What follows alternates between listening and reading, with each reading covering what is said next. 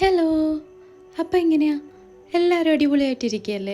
പുറത്ത് മഴ പെയ്യുന്നത് കണ്ടോ നിങ്ങൾ?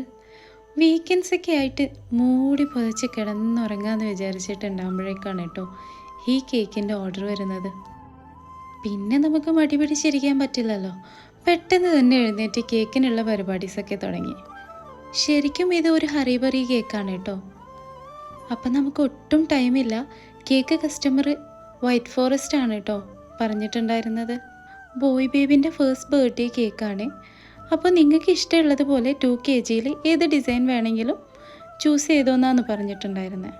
അപ്പോൾ ബോയ് ബേബിക്ക് പറ്റിയ എൻ്റെ അടുത്ത് ആകെ ഉണ്ടായിരുന്ന തീം സ്പൈഡർമാൻ മാത്രമാണ് കേട്ടോ.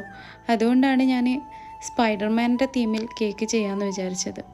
1 വയസ്സുള്ള മോനി വണ്ടറടിക്കാൻ സ്പൈഡർമാൻ അടിപൊളിയാണെന്ന് എനിക്ക് തോന്നി. പിന്നെ എൻ്റെ കയ്യിൽ വേറെ പ്രോപ്സും കാര്യങ്ങളും ഒന്നും ഉണ്ടായിരുന്നില്ല. കാരണം നമുക്ക് പർച്ചേസിങ്ങിന് ഒട്ടും സമയമില്ല. അവർക്ക് പെട്ടെന്ന് തന്നെ ഈ കേക്ക് കൊടുക്കുകയും വേണം. നമ്മൾ ഈ കേക്ക് തിരക്ക് പിടിച്ച് ചെയ്യുമ്പോഴാണ് ഓരോ അൽക്കുലത്തായിട്ട് കേക്ക് നമ്മളെ വട്ടം കറപ്പിക്കുക. എന്താണെന്നല്ലേ നിങ്ങൾ ആലോചിക്കുന്നുണ്ടാവുക. കുറച്ച് കഴിയുമ്പോൾ നിങ്ങൾ തന്നെ കാണും കേട്ടോ എന്താണെന്ന്. അപ്പോൾ ശരിക്കും നിങ്ങൾക്ക് മനസ്സിലാവും. ശരിക്കും പറഞ്ഞാൽ ഈ ടോൾ കേക്ക് പെട്ടെന്ന് വരുന്ന ഓർഡർ എടുക്കുക എന്നുള്ളത് തന്നെ വലിയൊരു കഷ്ടമാണ് കേട്ടോ. അത് നമുക്ക് ചില സമയത്ത് പണി തരും. അത് ചില ടൈമിൽ നമുക്ക് ഒരു കുഴപ്പമില്ലാതെ നമുക്ക് കിട്ടുകയും ചെയ്യും. അത് നമ്മൾ ചെയ്യുന്ന ഓരോ ഫ്ലേവറിനെയും ഡിപ്പെൻഡ് ചെയ്തിട്ടിരിക്കും. വീഡിയോയിൽ നിങ്ങൾക്ക് ശരിക്കും കാണാൻ പറ്റുന്നുണ്ടോയെന്ന് എനിക്കറിയില്ല. അടിയത്തെ ഏറ്റവും ലാസ്റ്റ് ലെയറിന്ന് കേക്ക് ഇളകി വരുന്നുണ്ട്. ഞാൻ എത്ര ഫ്രോസ്റ്റ് ചെയ്തിട്ടും കേക്ക് ചെരിഞ്ഞു പോവുകയാണ് ചെയ്യുന്നത്. ആദ്യം കുറച്ച് ടെൻഷൻ അടിച്ചു കേട്ടോ. പിന്നെ നമ്മളിതൊക്കെ എത്ര കണ്ടതാന്നുള്ള ആ ഒരു അഹംഭാവത്തിൽ നമ്മൾ ചെയ്യാൻ തുടങ്ങി. ടെൻഷൻ അടിച്ച് നിന്നിരുന്ന് കഴിഞ്ഞാൽ കാര്യം നടക്കില്ലല്ലോ. പിന്നെ ഞാൻ ആ കേക്ക് ചെറിയാതിരിക്കാൻ വേണ്ടിയിട്ട് അതിനകത്തേക്ക് സ്റ്റിക്ക് ഇറക്കി വെച്ചിട്ട് തന്നെ ഫ്രിഡ്ജിൽ വെച്ച് നന്നായിട്ടൊന്ന് ഫ്രീസ് ചെയ്തു.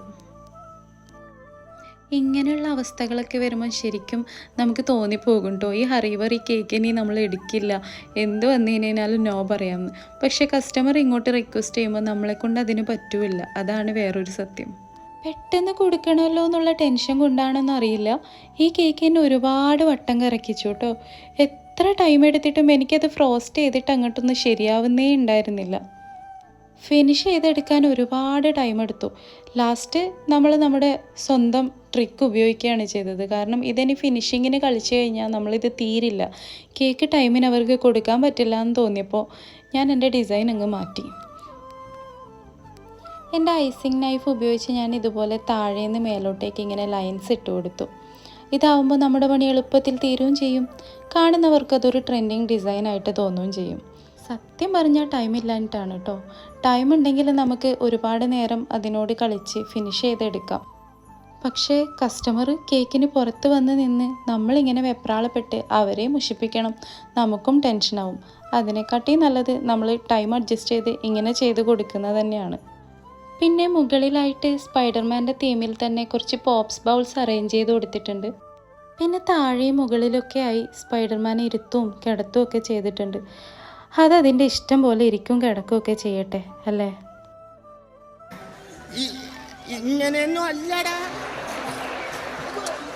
എടേ ഇത് നമ്മക്കിന്ന് പോണ്ടേ?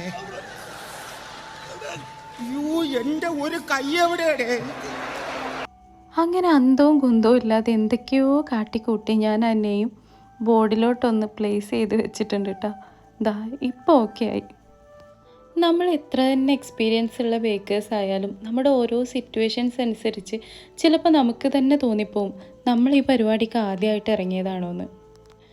എൻ്റെ മാത്രമല്ല കേട്ടോ, ഒട്ടുമിക്ക ഹോം ബേക്കേഴ്സിൻ്റെയും അവസ്ഥ ഇതൊക്കെ തന്നെ ആയിരിക്കും. പിന്നെ ആ ബ്ലൂ പേൾസ് ഇട്ടത് ഒരധികപ്പറ്റായോ എന്ന് എനിക്കൊരു ഡൗട്ട് തോന്നി. നിങ്ങൾക്ക് എന്താ തോന്നുന്നത്? അതിട്ട് ബോറായോ അതോ ഭംഗിയുണ്ടോ? നിങ്ങൾ തന്നെ കമൻറ്റ് ചെയ്ത് പറയണേ ഇഷ്ടമായോ ഇല്ലയോ എന്നുള്ളത്.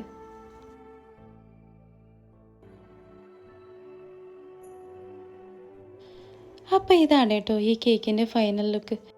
നിങ്ങൾക്ക് ഈ കേക്ക് ഇഷ്ടമായാലും ഇല്ലെങ്കിലും നിങ്ങൾക്ക് കമൻറ്റ് ചെയ്യാം കേട്ടോ. നിങ്ങളുടെ അഭിപ്രായങ്ങൾ എന്തൊക്കെയാണെന്ന് എനിക്കും അറിയാലോ. ഞാൻ മാത്രം വിലയിരുത്തിയാൽ പോരല്ലോ എൻ്റെ കേക്ക്സൊക്കെ. നിങ്ങൾക്കും കൂടി ഒരവസരം തരാം. അപ്പോൾ നിങ്ങൾ പറ എങ്ങനെയുണ്ട്, എന്തൊക്കെ മാറ്റം വരുത്തണം എന്നൊക്കെ കേട്ടോ. കൂടെ മറക്കാതെ സബ്സ്ക്രൈബ് ബട്ടണും കൂടി ഒന്ന് അമർത്തിയേക്കണേ. അപ്പോൾ ഇത്രയൊക്കെയാണ് കേട്ടോ ഈ കേക്കിൻ്റെ വിശേഷം.